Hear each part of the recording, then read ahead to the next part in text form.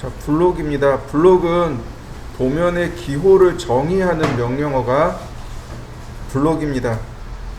어저께 그룹을 사용해 봤습니다. 그룹은 하나로 묶어버리는 거예요. 하나로 묶는 것을 그룹이라고 합니다. 블록도 마찬가지예요. 하나로 묶는 걸 블록이라고 합니다. 근데 그룹과 블록의 차이는, 그룹은 등록이 안 돼요.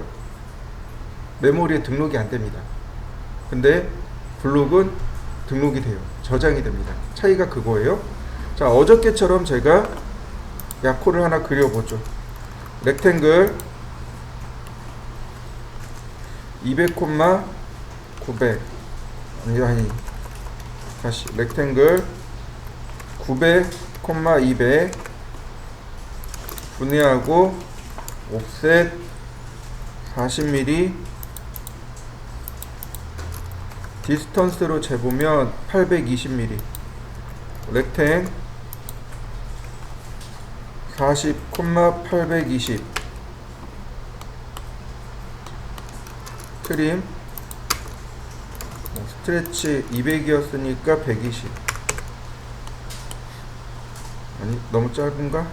디스턴스 80 네. 아크 시작 중심 끝 시작 중심 끝 얘는 중심선이 되겠죠. 자, 요렇게 생겼습니다. 이게 일반적인 여닫이 문이라고 했습니다. 자, 블록 여러분도 여기까지 한번 해볼까요? 자, 이제 치수는 필요 없으니까 치수는 생략하고요. 자, 다시 보세요. 이렇게 하면 돼요. 렉탱글 사각형 그리기죠. 자, 골뱅이 900,120 폭이 900이고 그 다음에 120 저 갈바 있죠. 저 갈바늄을 이용해서 문을 만들 때 폭이 120이면 됩니다. 자, 분해하고 옵셋 40mm 그 다음에 트림으로 자릅니다. 40mm였으니까 80mm가 빠진 거죠. 중간에 820 렉탱글 자, 가로가 40이고 높이가 820 골뱅이 40,820 그 다음 아크 시작 끝 그러니까 시작 중심 끝 선택하고 아이고 센터로 바꾸면 되겠죠. 치수를 외우고 있으면 이제 이런 것들이 조금 더 편해지겠죠. 자, 블록입니다. 블록 실행하면 이런 메시지가 뜹니다. 블록 정의하기. 그룹은 굳이 이름을 정의하지 않아도 됩니다. 그러나 블록은 이름이 없으면 안 됩니다. 반드시 이름을 주어 주셔야 돼요. 자, 도어 언더바 900 900짜리란 문 900이라는 900 문이란 뜻이죠. 그 다음에 베이스 포인트 기준점 이거 카피할 때 기준점이랑 똑같아요. 카피할 때 어디를 기준으로 삼겠습니까? 라고 물어보는 겁니다. 스페이시파이 온 스크린 그러면 스크린을 통해서 위치를 잡겠습니다 라는 뜻인데 굳이 그럴 필요 없이 여기 픽포인트라고 하는 옵션이 있습니다. 여기 픽포인트 왼쪽에 버튼 있죠? 아이콘 하나 있습니다. 이 아이콘을 눌러서 베이스 포인트의 위치를 잡으면 됩니다. 예, 이 아래 보면 XYZ라고 있죠? 이건 절대값입니다. 그러니까 굳이 X 얼마, Y 얼마, Z 얼마 쓰지 않아도 돼요. 단지 픽포인트를 눌러서 기준점을 클릭해 주시면 내가 찍은 기준점이 딱 들어옵니다. 그 다음 오브젝트 역시 마찬가지 셀렉트 오브젝트 왼쪽에 버튼이 있습니다. 이 버튼을 통해서 선택하시면 돼요. 선택하기 그리고 엔터. 그러면 선택하면 이와 같이 아이콘이 하나 들어올 거예요. 그 다음에 역시 옵션이 3개가 있습니다. 어저께 W 블록 했을 때랑 똑같아요. 리테인 원본 그대로 냅둡니다. 컨버트 블록으로 전환시켜 놓습니다. 딜리트 삭제합니다. 자, 저는 삭제할 겁니다. 그 다음 다른 건 다 돼 있고요. 네, 얼로 익스플로딩 이건 뭐예요? 분해를 허용합니다 라는 뜻이니까 요건 체크해 두시고, 디스크립션은 주석이니까 넘어가고, 자, 그 다음 오프닝 블록 에디터를 실행합니다 라는 뜻이죠. 이거는 굳이 안 하셔도 돼요. 자, 그 다음에 OK. 자, 제가 원본을 삭제하라고 해놨죠. 그러니까 OK 누르면 원본은 삭제됩니다. 이렇게. 그러면 블록으로 정의는 끝났습니다. 이걸로 끝이에요. 그럼 이거 어디서 확인하느냐? 보세요. 여기 블록으로 정의돼서 들어온 거 보이시나요? 인서트 탭에 있습니다. 인서트 탭에 보시면 인서트라는 메뉴도 있고 크리에이트 블록이라는 메뉴도 있고 여러가지 메뉴가 있습니다. 이 중에 하나를, 그 중에 인서트 명령을 쓰시면 돼요. 자, 인서트 그러면 이제 여기 이제 목록이 나오는 거죠. 이 도면 목록에, 여기 목록에 블록 목록이 나옵니다. 그래서 해당 목록을 선택하면 불러올 수 있어요. 인서션 포인트 요거 풀면 절대값 0,0,0에 들어온다는 뜻이에요. 굳이 그럴 이유가 없죠. 왜요? 우리가 작업하는데도 아무데나 클릭해야 글로 들어와야죠. 0,0,0에다 놓으면 거기 가서 옮겨야 되잖아요. 그 다음에 스케일은 당연히 1:1입니다. 왜냐면 우리가 작업을 1:1:1로 했잖아요. 실물 사이즈를 그대로 작업했잖아요. 그러니까 굳이 여기 스케일은 안 바꿔도 됩니다. 로테이션은 주어도 좋고 안 주어도 좋습니다. 왜냐면 이렇게 들어올 수도 있지만 이렇게 들어올 수도 있고 이렇게 들어올 수도 있거든요. 로테이션 같은 경우는 인서트한 뒤에 로테이트나 미러를 쓰셔야 돼요. 그래서 로테이션은 체크해도 좋고 체크하지 않아도 좋습니다. 그 다음에 익스플로드 분해합니다. 굳이 분해하면 안 되겠죠. 내가 계속 작업을 해야 되니까. 자, 일단 로테이트를 끄고 들어오죠. 그러면 하나 들어온 거 보이시죠? 위치 잡아서 클릭하는 순간 이걸로 끝나요. 다시 보겠습니다. 로테이션을 체크했습니다. 그러면 내가 입력 각도를 이렇게 지정해 줄 수 있어요. 만약에 스케일을 주면 어떻게 될까요? 불러올 때 크기를 조절할 수도 있겠죠. 화면에 있는 내용을 다 지워도 인서트는 얼마든지 쓰실 수 있어요. 그룹은 화면에 있는 내용을 지우면 쓸 수 없죠. 근데 블록은 도면에 남아있기 때문에 정보가 남아있기 때문에 계속해서 쓸 수 있는 겁니다. 그래서 사람들이 그룹보다는 블록을 선호하는데, 다만 블록의 경우 이렇게 불러드렸고요. 근데 이렇게 수정이 안 돼요. 스트레치 안 돼요. 늘리기라든지 트림이라든지 이런 게 전혀 안 돼요. 블록이나 트림이나 이런 건 전혀 안 됩니다. 무슨 얘기인지 이해되시죠? 그러기 위해서는, 얘를 수정하기 위해서는 beEdit, 즉 블록 에디트라는 명령어로 찾아 들어가야 됩니다. beEdit 그러면 이렇게 블록 목록이 나오고 블록 선택을 하면 비로소 여기서 편집할 수 있게끔 해줍니다. 라인을 그려볼까요? 이렇게 제가 라인을 그렸습니다. 소스에다가 이렇게 라인을 그린 거죠. 자, 여기 우상단에 클로즈 블록 에디터 있죠? 저장합니다. 그럼 여기 어떻게 됐나요? 바뀌어 있나요? 블록 바뀌어 있죠? 그 다음에 이후로 만들어질 거 어떤가요? 다 바뀌어 있는 거 보이시나요? 다시 볼까요? beEdit 선택하고 OK. 이번엔 지워보죠. 그리고 클로즈 블록 에디트 세이브 바뀐 거 보이시나요? 그러니까 블록은 비에디트에서만 편집이 가능합니다. 다른 데서 편집이 불가능해요. 자, 그 다음 블록 인서트에 보시면 하나 더 있어요. 기능이 하나 더 있는데 그게 뭐냐면 여기 브라우즈라는 기능이 하나 더 있습니다. 이 브라우즈라는 기능이 뭐냐면 외부에 있는 도면을 불러올 때 쓰는 겁니다. 인서트는, 그러니까 블록은 내부에서 내가 그려서 만들어서 쓰는 거잖아요. 근데 외부에 있는 도면을 불러올 때 쓰는 게 브라우즈입니다. 얘를 누르면 이렇게 파일 탐색기가 떠요. 우리가 어저께 연습했던 게 D 드라이브에 있었죠 아마. 자, 이렇게요.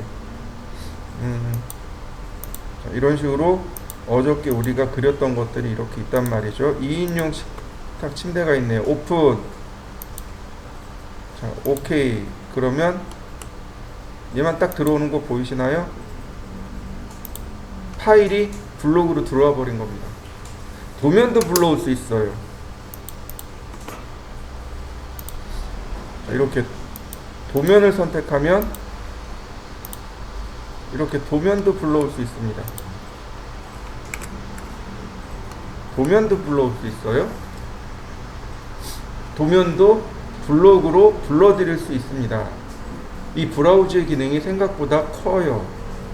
그러니까 내가 W 블록으로 기호들을 저장해 놨다고 해서 이걸 어떻게 불러오지가 아니고 그냥 인서트의 브라우저라는 명령어로 그냥 다이렉트로 불러오시면 돼요. 그러면 사용하기가 훨씬 더 수월해지는 거죠. 어트리뷰트라는 걸 먼저 하고 어트리뷰트 디파인과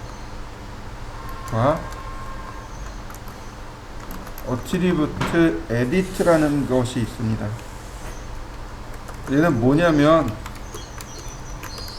블록의 속성을 정의하는 명령입니다.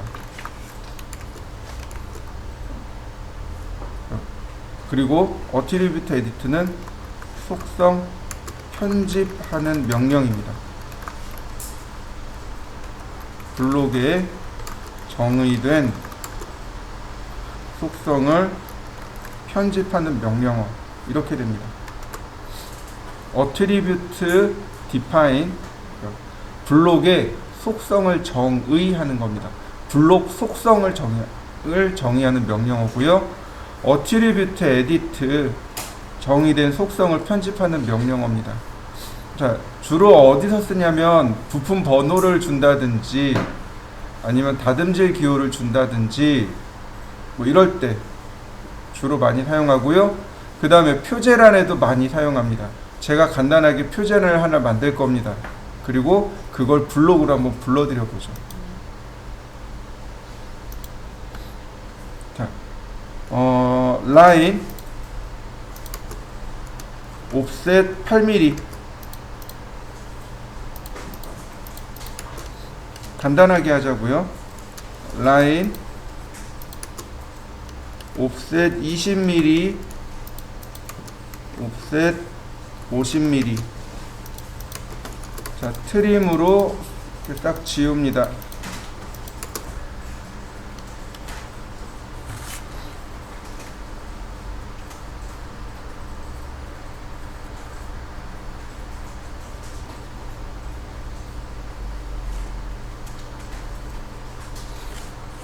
자, 여기다가 이제 어트리뷰트를 지정할 건데 어트리뷰트는 싱글라인 텍스트입니다. 싱글라인 텍스트예요. 그러니까 뭐가 있어야 되냐면 이렇게 기준선이 있어야 됩니다. 기준선들이 있어야 돼요.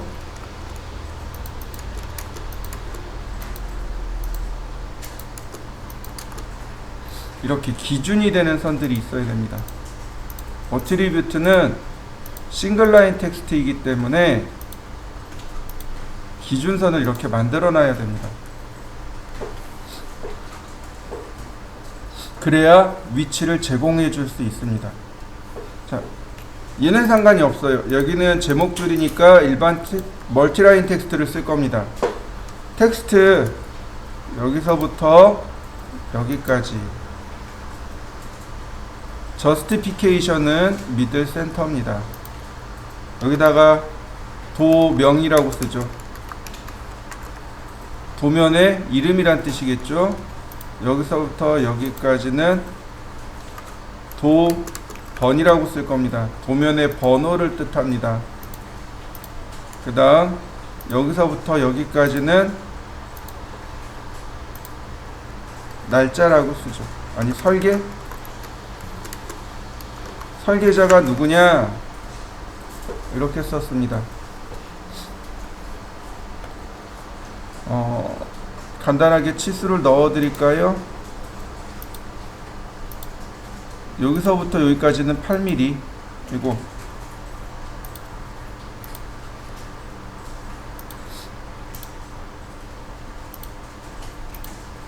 그리고 여기서부터 여기까지는 20mm, 그 다음 여기서부터 여기까지는 50mm.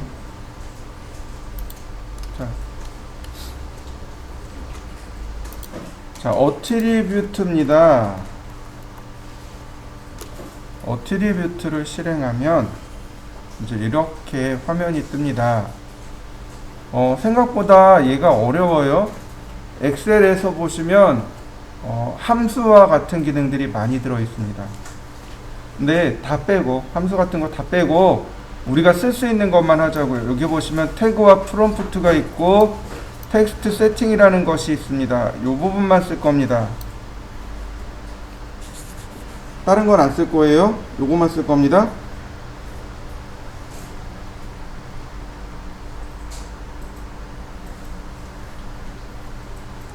자, 태그는 뭐고 프롬프트는 뭐냐?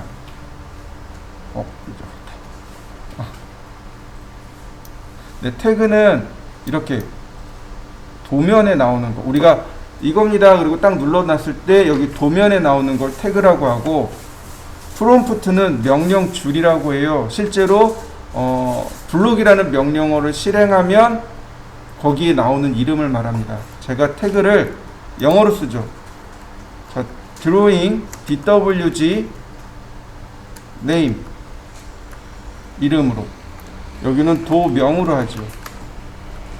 그 다음에 텍스트 세팅이 있습니다. 저스티피케이션, 자리 맞춤이라고 되어 있네요. 자, 미들 레프트를 씁니다. 그리고 글자 높이의 크기는 2.5mm. 자, 오케이. 네, 한 칸 띄우기가 안 들어간답니다. 자, 오케이. 그리고 클릭. 자, 여기에 DWG 네임으로 나오는 거 보이시나요? 요 태그입니다. 태그입니다. 도번으로 해볼까요? 어트리뷰트. 자, DWG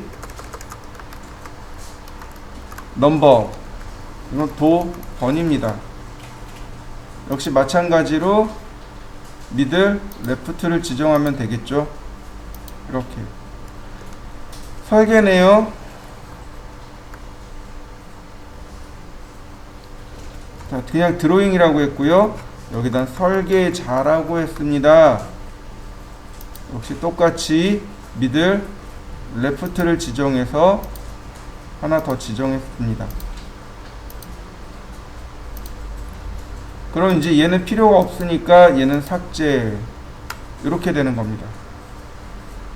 자, 그 다음에 이제 블록으로 지정하는 겁니다. 블록, 여기다가 이제 표제란, 그리고 똑같이 베이스 포인트 선택하고 객체 지정하고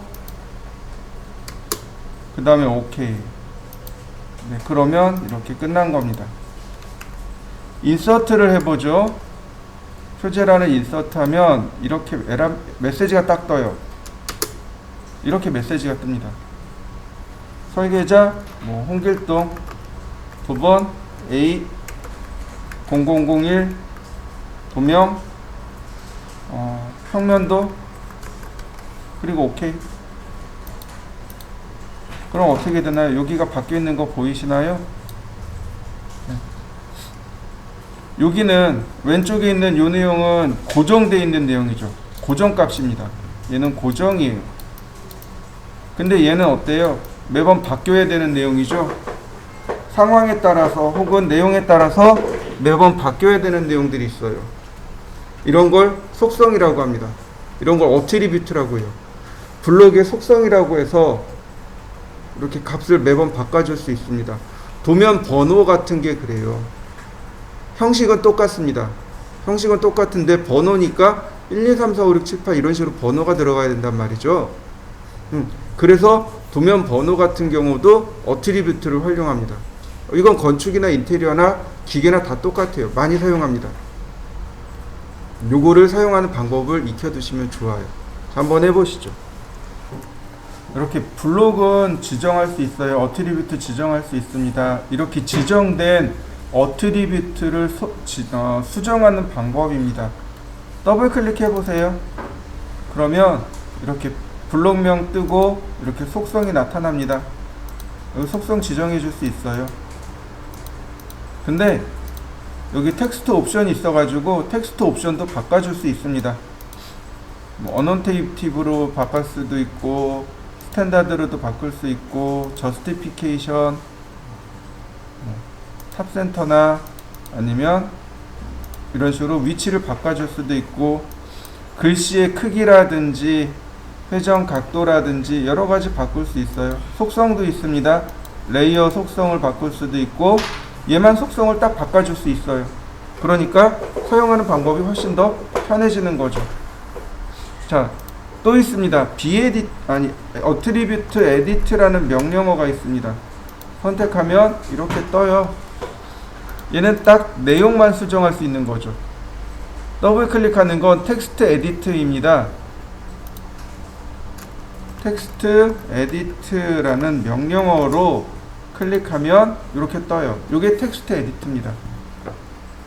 두 가지 방법이 있어요. 텍스트 에디트로 수정하는 방법이 있고 그 다음에 또 다른 하나는 어트리뷰트 에디트로 수정하는 방법이 하나 또 있고 두 가지로 수정할 수 있으니 이 두 가지를 가지고 수정하시면 됩니다. 이번엔 엑스클립하고 VP 아웃에 대해서 설명할 건데요. 여기에 하나 더 추가를 하자면 드로우 오더라는 게 있습니다.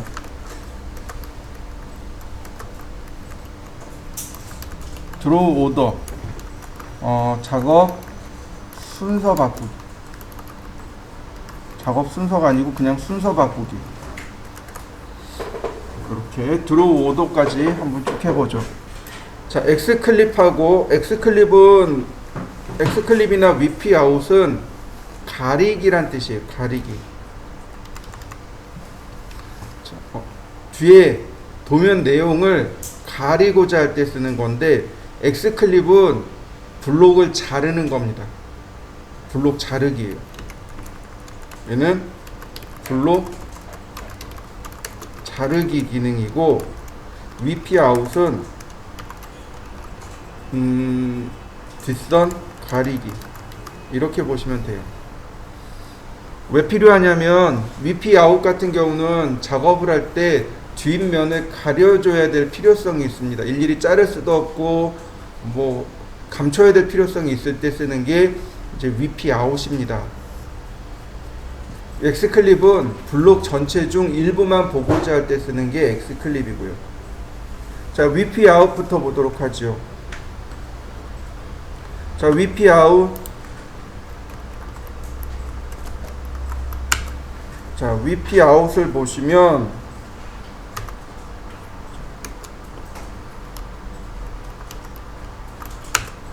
자, 이렇게 나옵니다. 폴리라인이 있고 프레임이 있고 자, 필요한 부분을 이렇게 클릭합니다.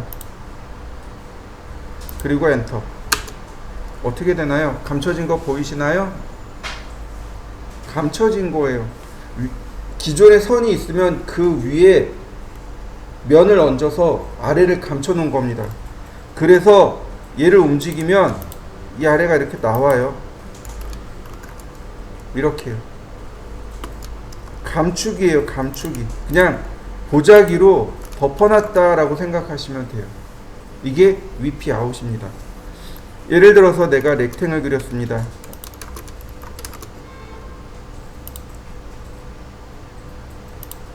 그 다음 VP아웃,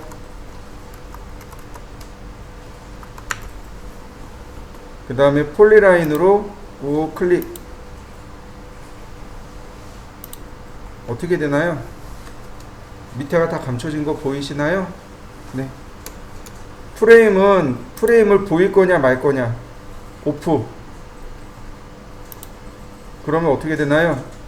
프레임이 감춰진 거 보이시나요? 테두리가 감춰졌죠? 온. 그러면 다시 프레임이 나옵니다. 어려운 건 없어요. 그냥 뒷면을 감추는 기능입니다. 아랫선을 감추는 거예요. 그리고 프레임에 보시면 이런 게 있어요. 디스플레이 but not float. 화면에 프레임은 보이는데 디스플레이, 화면에 프레임 보여줘. but 그런데 not float. 출력하지 마세요. 이런 뜻입니다. 디스플레이, 화면에 보여줘요. but not float. 출력하지 마세요. 화면에 보이지만 출력은 안 되는 기능인 거죠. 테두리가요. 자, 여러분도 한번 해보시죠. 제가 VP아웃을 이렇게 몇 개를 만들었습니다. 하나, 둘, 셋, 넷. 자, 순서에 따라서 이렇게 바뀌는 거 보이시죠? 순서에 따라서 위아래가 딱 결정되어 있는 거 모습 보이시죠? 자, 얘를 가지고 작업을 해보죠. 드로우 오더입니다. 오른쪽 버튼을 누르면 나와요. 드로우 오더는 이렇게 오른쪽 버튼을 누르면 여기에 나옵니다. 드로우 오더라고 있어요. 안 나오시는 분들은 별도로 얘기를 해주세요. 이거 옵션이 하나 바뀌어야 돼요. 드로우 오더가 여기 있어요. 커맨드를 쓰셔도 좋고 명령어로 드로우 오더라고 쓰셔도 좋고 오른쪽 버튼 누르셔도 돼요. 보면 4개의 메뉴가 있습니다. Bring to front, Send to back, Bring to front, 프론트 맨 앞으로 Bring 옮겨주세요. 맨 위로 옮겨달라는 뜻입니다. Send to back 맨 밑으로 내려주세요. 자, 볼까요? 약간 더 겹쳐볼까요? 자, 이렇게 조금 더 겹쳤습니다. 조금 더 겹쳐보죠.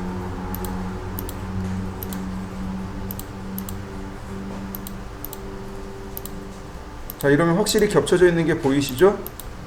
선택하고 Bring to Front 맨 앞으로 보내주세요. 맨 위로 올라온 거 보이시나요?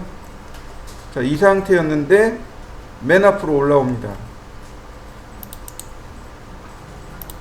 Bring to Front 맨 앞으로 보내주세요. Send to Back 맨 뒤로 보내주세요.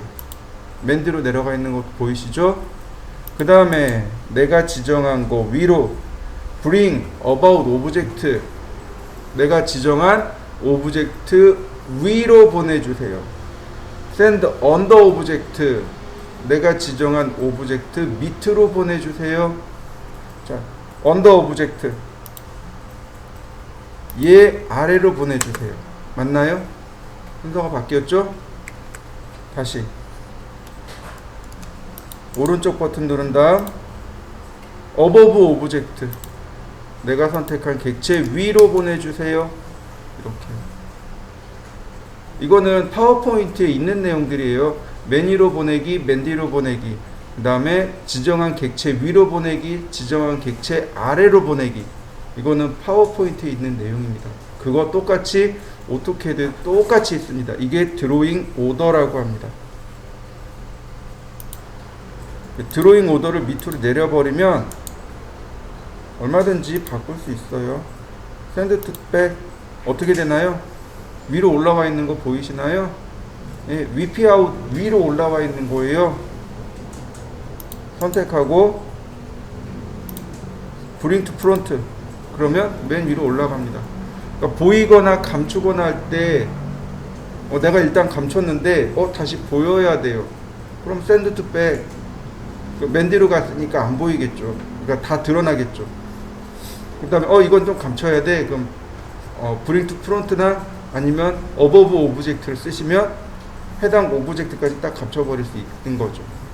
이럴 때 사용하는 겁니다. 자, 그에 비해서 VPOut은 블록에만, 아니 X클립은 딱 블록에만 해당합니다.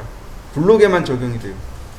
자, 렉탱을 그렸습니다. 제가 여기서 보고자 하는 부분은 딱 요만큼이에요. 여기 있는 내용만 보길 원해요. X클립 블록을 선택합니다. 엔터. 그러면 이제 명령어들이 쭉 나와요. New Boundary, Generate Polyline, Delete, On/Off. 자, 바운다리를 새로 만들어야 돼요. New Boundary. 경계 새로 만들기란 뜻이에요. 그 다음에 Delete는 내가 만든 경계 삭제하기입니다. 이 두 가지만 쓸 수 있으면 돼요. New Boundary. 그러면 폴리라인 선택해 주세요. 내가 폴리건 그릴 겁니다. 렉탱귤러로 그릴 겁니다. 혹은 인버트 클립을 반전시킬 겁니다. 이렇게 명령어들이 있어요. 자, 제가 사각형을 그린 건 셀렉트 폴리곤을 하기 위해서예요. 어떻게 되나요? 나머지가 다 감춰진 거 보이시나요? X클립 선택하고 엔터. 자, 제너레이트 폴리라인. 네, 의미 없고. 뉴바운더리 됐고. 오프하면 다시 드러나겠죠? 온하면 다시 켜질 거고요. 그 다음에 딜리트 그러면 다시 복구가 될 거고요. 자, 뉴바운더리 경계 새로 만듭니다. 인버트 클립 할 거예요. 어떻게 되나요? 인버트 클립하면 VP 아웃처럼 돼버리는 거죠. 이게 X 클립입니다.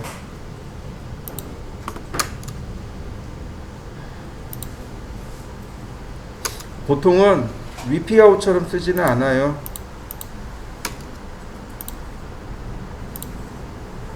보통은 이렇게 쓰는 거죠. 예전에 이렇게 썼어요. 제가 종종 보여드리는 도면들, 제가 몇 번 보여드린 것 같은데 수영장 도면 하나 보여드렸어요. 기억하시나요? 어디 봅시다. 예전에 작업했던 도면인데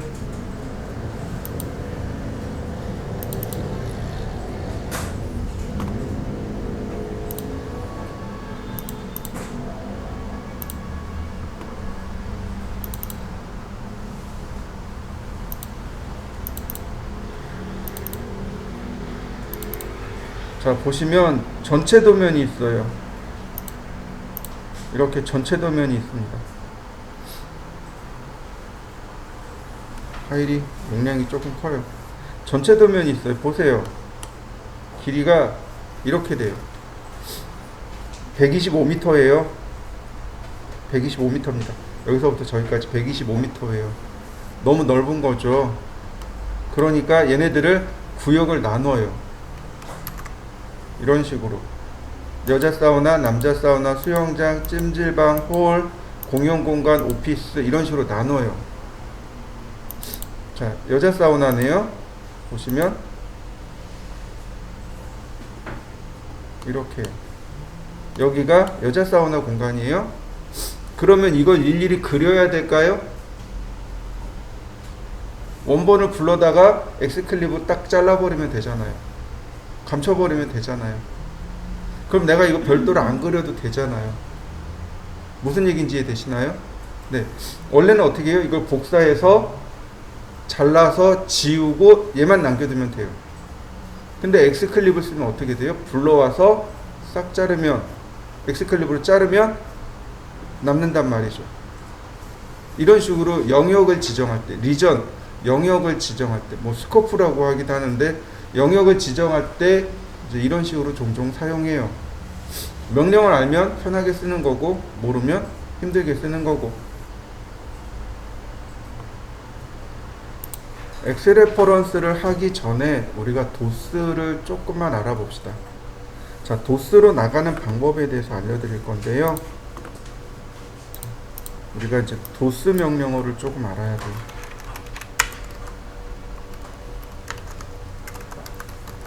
얘는 디스크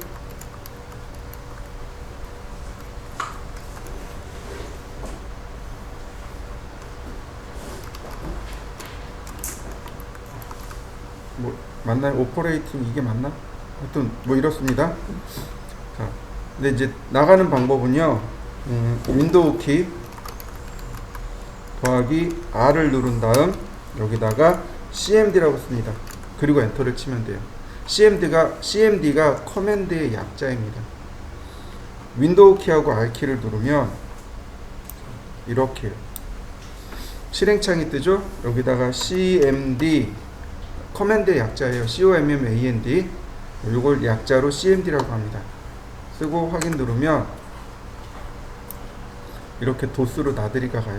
도스 나들이가 됩니다. 얘가 도스예요. 자, 여러분들도 한번 띄워보시죠.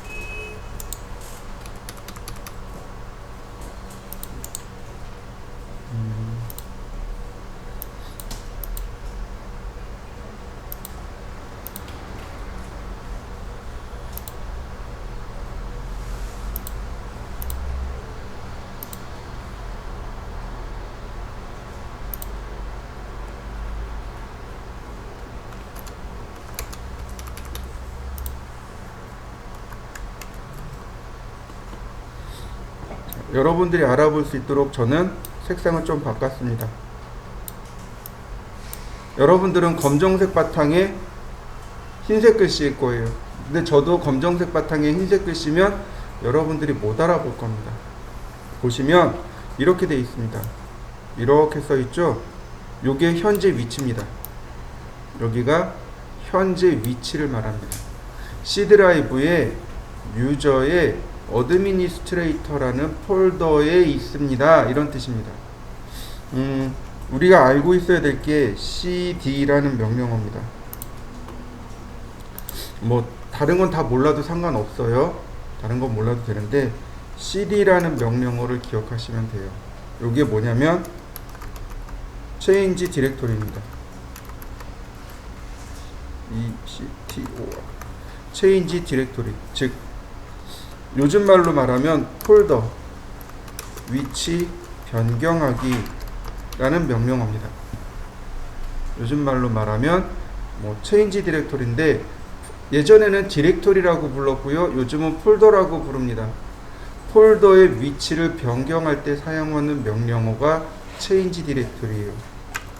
뭐 MD도 있어요. make 디렉토리.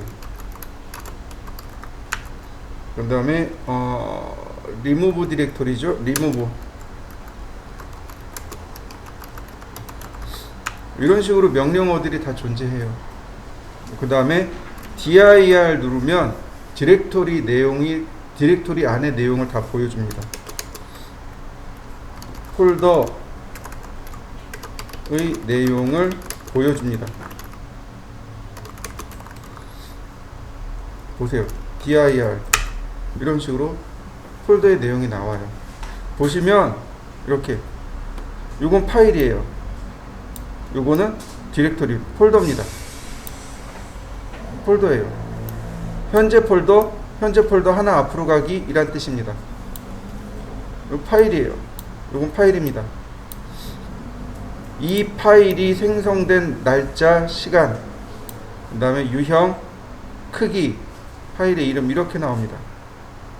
전체 3개의 파일이 있고 26개의 디렉토리가 있고, 그러니까 26개의 폴더가 있고, 뭐 현재 하드디스크 공간은 이만큼 남아 있습니다. 이렇게 됩니다. 우리가 C 드라이브, D 드라이브가 있을 거예요. 자, D하고 그럼 D 드라이브로 바뀌는 거 보이시나요? 드라이브 바꾸는 명령어입니다. 예를 들어 C 그리고 엔터 혹은 D 이러고 엔터. 이걸 콜론이라고 하죠. 이렇게 드라이브 이름에 콜론을 쓰면 해당 드라이브로 바꿔버려요. 드라이브로 바꾸는 명령어입니다. 그러니까 HDD죠. 흔히 말하는 하드디스크 드라이브 바꾸기.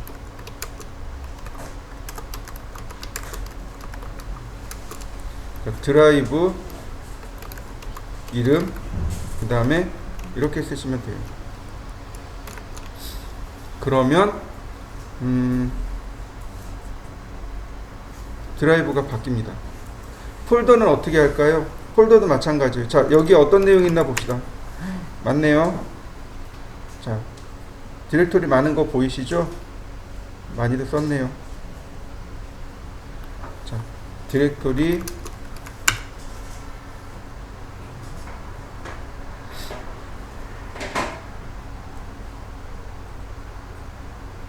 순차 정렬이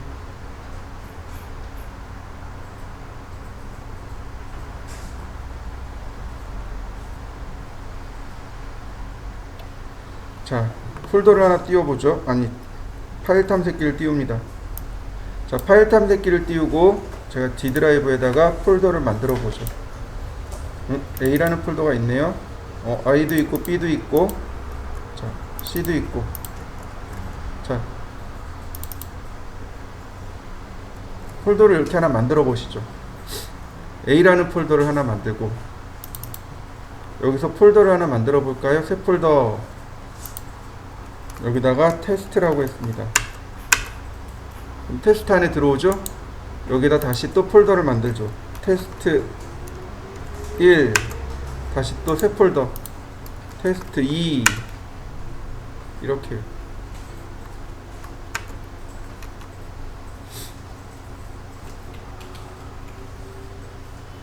다시 또 테스트 1 안에 들어가서 테스트 11, 테스트 12,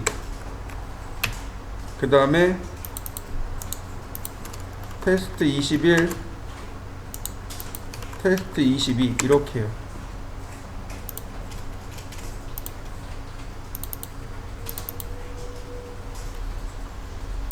이렇게 폴더를 만들어 보시죠. 이렇게요. 테스트라는 폴더에 안에 보시면 테스트 1과 테스트 2가 있고, 테스트 1 안에 테스트 11, 테스트 12가 있고, 테스트 2라는 폴더 안에 테스트 21, 테스트 22까지 한번 만들어 보겠습니다. 폴더가 하나, 둘, 3단계죠. 3단계까지 내려갈 수 있도록 폴더를 이렇게 만들어 보겠습니다. 자, 그럼 디렉토리를 바꿔보겠습니다. 체인지 디렉토리 한 칸 띄우고 테스트 엔터. 그러면 여기 테스트라는 디렉토리로 들어갑니다. 자, 사용하는 방법은 이렇습니다. 체인지 디렉토리 그리고 폴더 이름 이렇게 쓰시면 해당 폴더로 들어갈 수 있어요. 지금 현재 디렉토리 구조가 테스트가 있고, 테스트 1이 있고, 테스트 11이 있고, 테스트 12가 있고, 테스트 2가 있고, 테스트 21이 있고, 테스트 22가 있고, 이렇게 돼 있는 거죠. 현재 폴더가 현재 여기 들어와 있습니다. 테스트라는 데 와 있고, 전 여기까지 들어갈 거예요. 여기까지 한 번에 쭉 들어갈 겁니다. 자, 보세요. 체인지 디렉토리 테스트 1이 있고 슬래시 테스트 2가 11이 있고, 그리고 엔터. 한 번에 쭉 들어가는 거 보이시나요? 이렇게 한 번에 쭉 들어갈 수 있습니다. 다시 볼까요?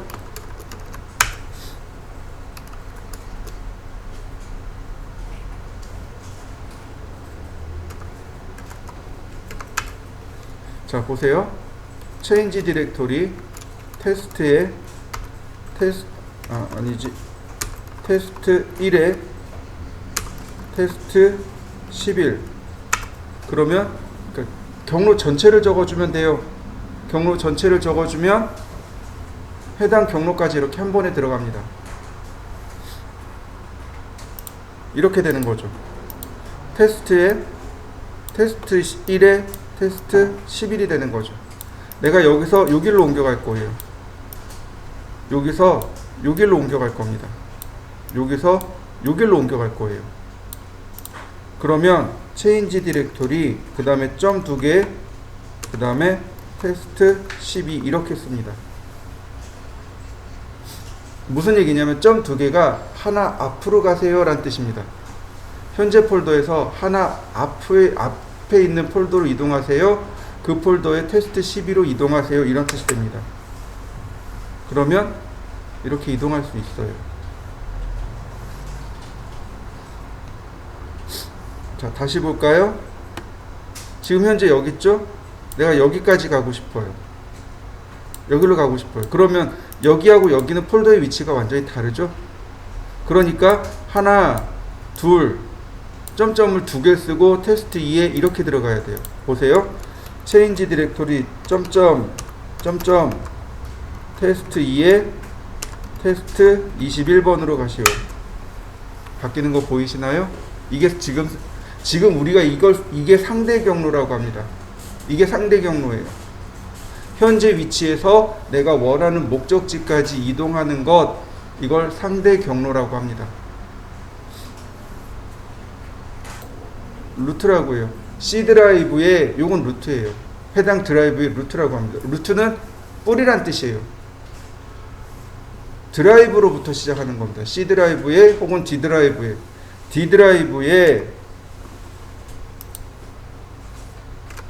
테스트라는 폴더가 있는데 그 안에 테스트 2라는 폴더가 있는데 거기에 테스트 22로 이동하세요. 그러면 바로 이렇게 가버립니다. 다시 볼까요? 체인지 디렉토리 D 드라이브에 테스트에 테스트 1에 테스트 11로 이동해 주세요. 이동됩니다. 전체 경로를 다 적어주는 거예요. D 드라이브로부터 쭉 적어주는 것. 이건 절대 경로라고 합니다. 상대 경로라고 하는 건 현재 위치인 거죠. 현재 위치에서 하나 폴더 앞으로 가고 두 개 폴더 앞으로 가고 테스트 2에 테스트 22로 이동해 주세요. 요건 상대 경로고요. 이 절대 경로와 상대 경로를 이해하셔야 돼요. 얘는 이런 거 있어요. 우리가 좀 알아두면 좋은 기능들이 있어요. 예를 들어서 커맨드 명령어 중에 IP config라는 명령어가 있어요. 혹시 아시나요? 한번 써보세요. IP config하고 엔터. 내 컴퓨터에 IP가 이렇게 나옵니다. 이게 내 컴퓨터의 IP예요. 내 컴퓨터의 IP고 IP config 한 다음에 renew 그러면 이렇게 데이터를 새로 불러올 수 있어요.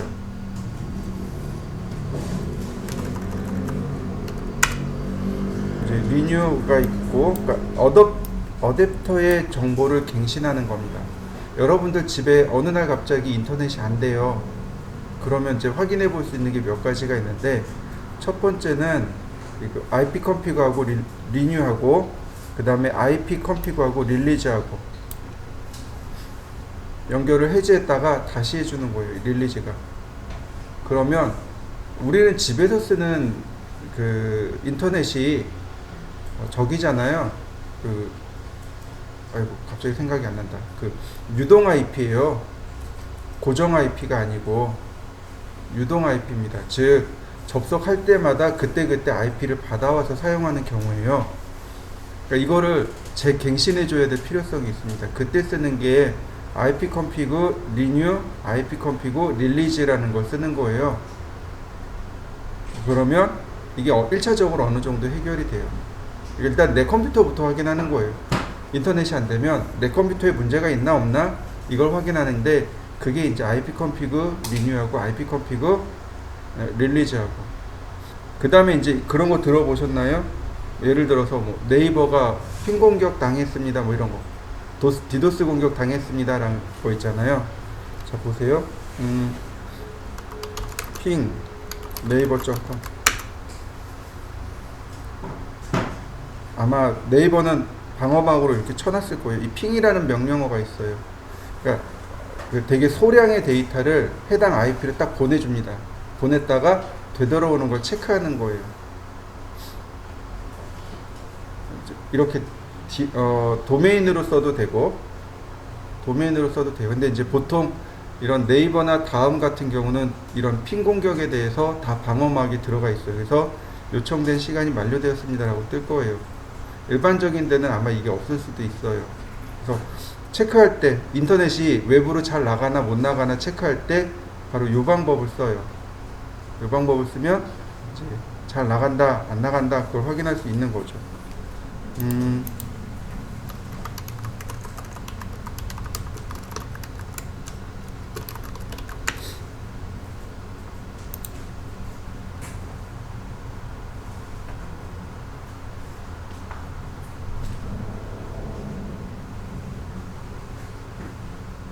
IP가 좋으면 좋은데.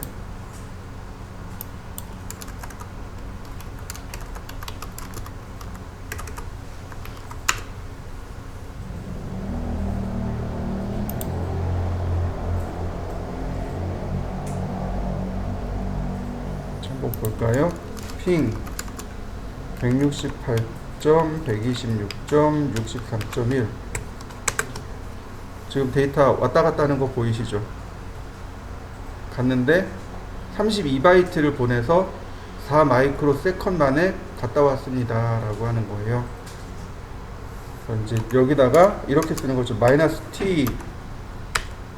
그러면 이제 무한대로 이렇게 막 보내는 거예요, 패킷을. 근데 여기는 여러분들이 여기로 다 보내면 어떻게 돼요? 서버가 이거 계속 받아줘야 되잖아요. 그러면 어떻게 돼요? 이걸 받아주니라고 속도가 느려지는 거예요. 이게 이제 핑 공격이에요. 동시에 우리 지금 10대밖에 안 되잖아요. 10대 가지고는 택도 없어요. 한 10,000대 정도가 이렇게 해서 보내는 거예요.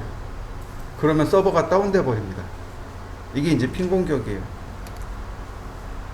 어쨌든 이런 건 인터넷을 체크할 때 쓰는 겁니다. 인터넷으로 나가나 안 나가나. 지금 여기는 어디냐면 KT예요. KT DNS입니다. 몇 군데 오픈된 데들이 있어요. KT DNS라든지 SK라든지 LG라든지 이런데, 구글이라든지 이런데 공개된 데가 있습니다. 그런 데다가 패킷을 한 4개 정도 쏘는 거예요. 이렇게 마이너스 T를 빼면 돼요. 이렇게 하면 외부로 갔다 오는 시간이 딱 체크가 돼요. 아, 이거 인터넷이 외부로 잘 연결되어 있구나, 안 되어 있구나, 이렇게 체크할 수 있어요. 이게 이제 우리가 도스에서 할 일들이 이런 것들이에요. 자, 엑시트.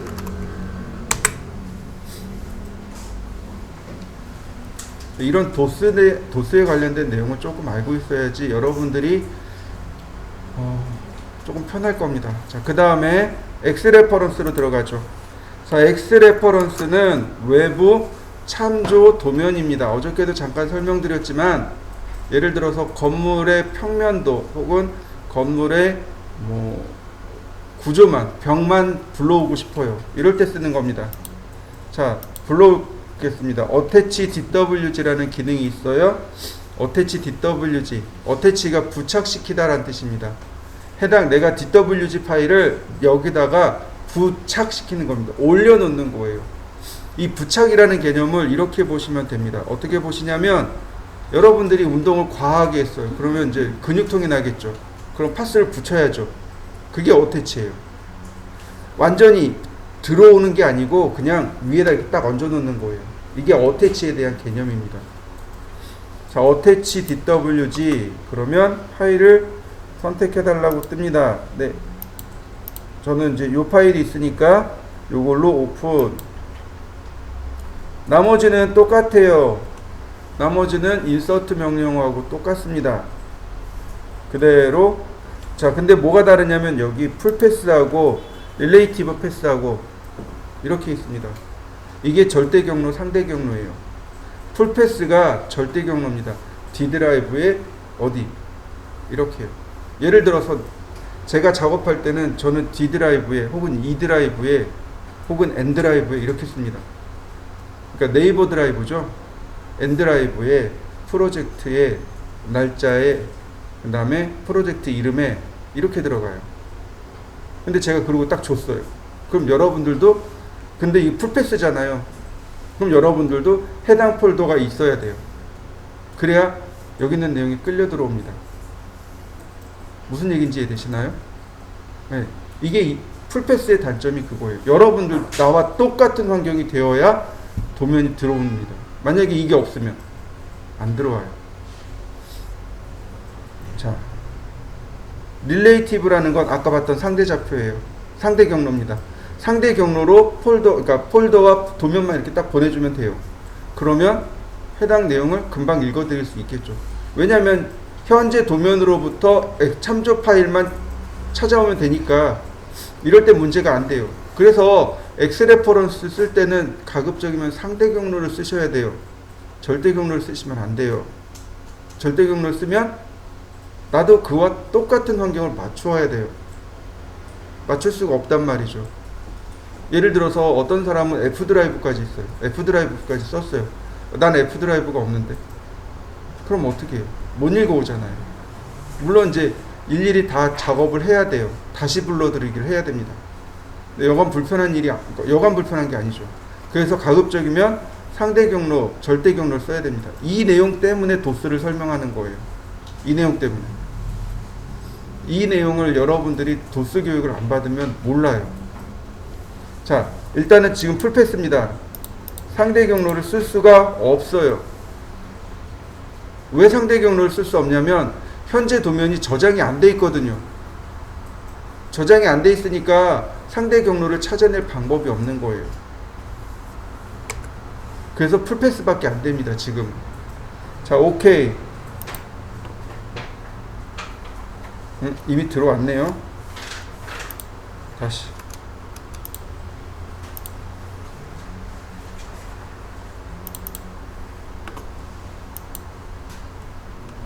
(0, 0에다가 제가 불러왔습니다. 자, 불러 들어온 거 보이시나요? 자, 이렇게 파일이 들어왔습니다. 이 파일이 이렇게 들어와요. 근데 마치 레이어 잠긴 것처럼 들어옵니다. 얘 수정 안 돼요. 얘 수정이 안 돼요. 뭐 트림이고 뭐가 아무것도 안 돼요. 라인, 트림 이런 거 안 돼요. 트림이 안 돼요. 이런 거. 레이어가 잠겨 있는 것처럼 행동합니다. 얘는. 자, 파일을 제가 오픈해 보죠. 장점이 뭐냐면 이런 거예요. D 드라이브에 있었고 이 파일이네요. 제가 이게 원본인데 여기다가 문을 하나 그려볼까요?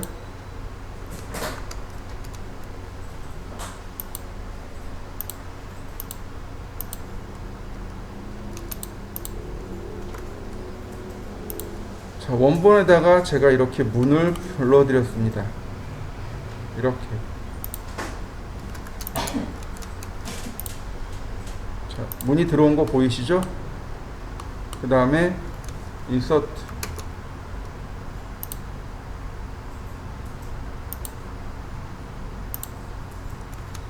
자, 위치는 여기. 제가 문을 2개를 넣었어요. 하나 더 넣을까요? 인서트.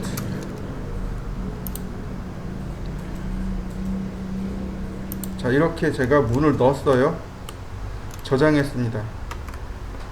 불반 블록으로 들어왔을 때 여기는 블록으로 들어왔어요. 얘는 블록으로 들어왔습니다. 해당 내용이.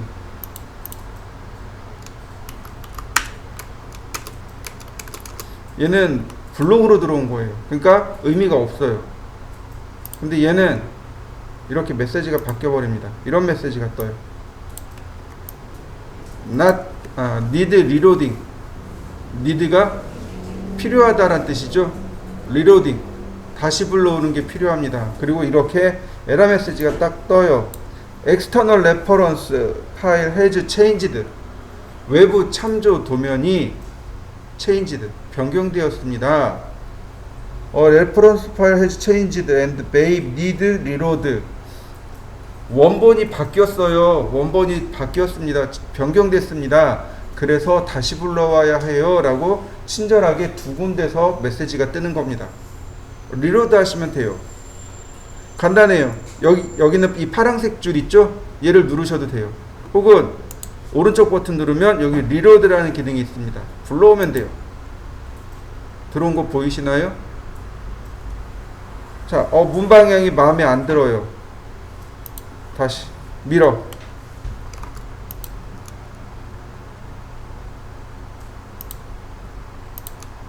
원본 삭제. 다시 밀어. 원본 삭제. 자, 문방향 제대로 맞춰졌죠? 저장. 근데 여기는 의미가 없어요. 블록으로 들어오는 순간, 그러니까 인서트에 브라우즈 명령으로 들어오는 순간, 그 순간의 데이터만 들어온 거예요. 얘가 아무리 얘가 리뉴얼 돼도 얘는 변경이 없어요. 그 전께 들어와 버렸으니까. 리얼 데이터가 들어와 버렸으니까. 근데 얘는 뭐냐면 참조하고 있는 겁니다. 참고하고 있는 거예요. 완전히 들어와 있는 게 아니고 저기 있는 데이터를 내가 여기다가 참고하고 있는 거예요. 그러니까 저기 있는 데이터가 바뀌어 버리면 어떻게 돼요? 얘도 바꿔야 돼요 라고 우리한테 알려주는 겁니다. 이렇게 눌러보면 데이터가 바뀌는 거 맞습니까? 네, 이런 거예요. 이게 왜 필요하냐면 공사 현장이 자주 바뀌어요. 우리가 어저께 리비전 클라우드에 대해서 공부했었죠. 도면 바꾸는 방법에 대해서 그 수정 반대해야 된다고. 맞아요. 이렇게 도면이 바뀌는 경우가 자주 있어요. 자주 있습니다. 그럼 어떻게 해야 돼요? 도면이 바뀌었네요. 그러면 수정해줘야 될 거 아니에요. 아파트 대단지 같은 경우 어때요? 이건 일인 거죠. 예를 들어서 32평 아파트 단지를 짓는데 32평, 24평, 26평 이렇게 있는데 뭐 32평짜리는 뭐 50세대, 그 다음에 뭐 24평은 뭐 100세대 이런 식으로 나올 거 아니에요. 그럼 세대별로 그러니까 1동에서부터 10동까지 다 있을 거고, 그럼 1동부터 10동까지 최소 10개는 바꿔야 돼요. 근데 그걸 일일이 앉아서 여기 1동 바꿨어요, 2동 바꿨어요, 3동 바꿨어요 이럴 거예요? 아니요, 그게 아니라는 거죠.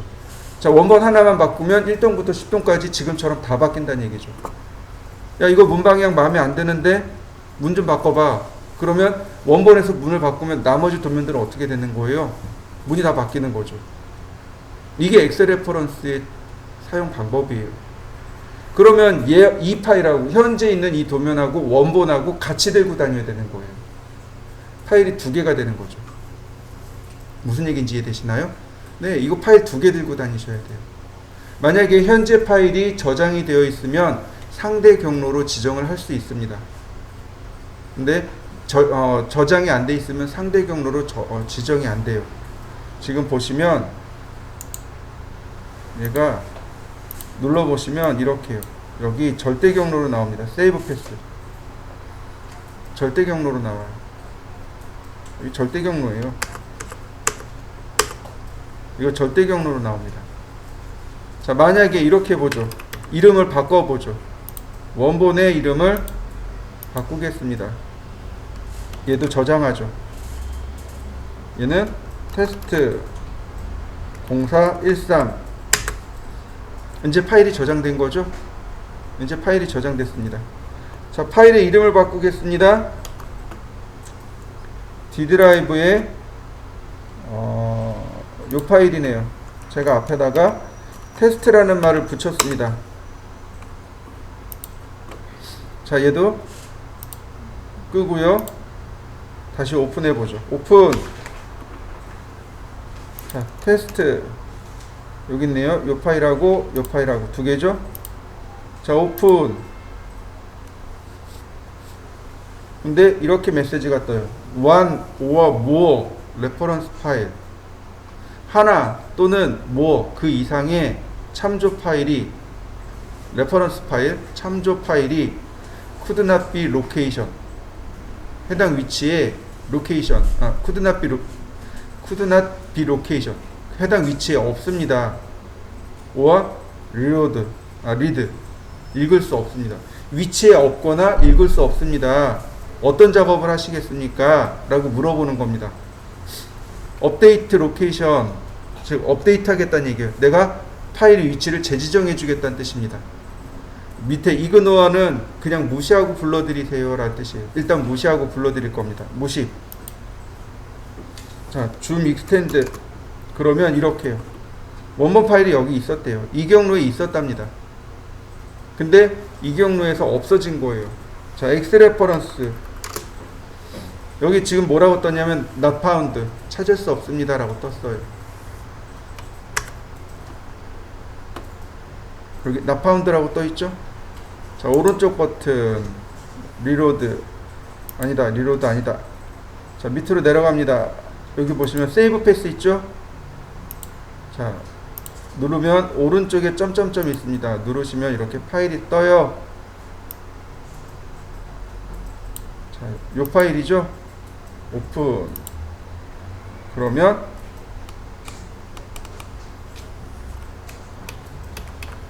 이렇게 불러들여집니다. 파일이 다시 들어오는 거예요. 설령 절대 경로로 해서 내가 못 읽어 드릴 수 있어요. 그러면 이렇게 위치를 다시 재지정해 주는 겁니다. 그러면 다시 불러 드릴 수 있어요. 내가 원하는 대로 작업을 할 수 있습니다. 이게 이제 절대 경로로 들어오는 거고, 자, 얘를 꺼볼까요? 삭제해볼까요? 언로드 아니 디태치. 디태치는 제거하다란 뜻이에요. 이제 하룻밤 잤어요. 그럼 파스 떼어내야 되잖아요. 그게 디태치입니다. 그러면 이렇게 떨어져 나갑니다. 현재 파일 저장되어 있습니다. 자, 어태치.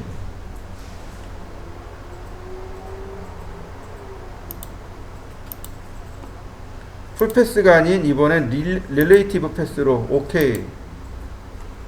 0,0에 그러면 이렇게 뜹니다. 보이시나요?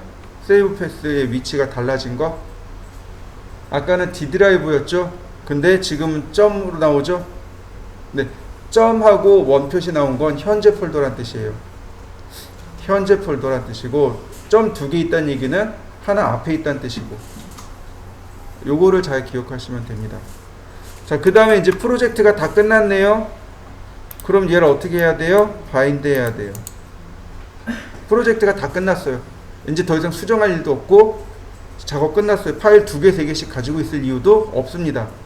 이럴 때 쓰는 게 바인드입니다. 바인드가 고정하다라는 뜻이에요. 지금 여기 달력이 고정되어 있죠. 이거 바인드예요. 이게 바인드입니다. 제가 출석부 들고 다니는 거 보셨죠? 그거 바인더라고 하죠. 근데 바인드, 고정시키다. 지금 얘가 저쪽에 있는 도면을 참조하고 있는데 내 지금 작업 도면에다가 고정시켜 버리는 겁니다. 그러면 바인드가 되면 바인드가 있고 인서트가 있어요. 인서트로 바꿔줍니다. 그러면 블록으로 들어와요. 그러면 이제는 블록 파일로서 의미가 생깁니다. 원본하고는 아예 의미가 없어지는 거고, 원본 지워도 여기엔 해당 사항이 없게 되는 거죠. 이게 엑셀 레퍼런스의 사용 방법입니다.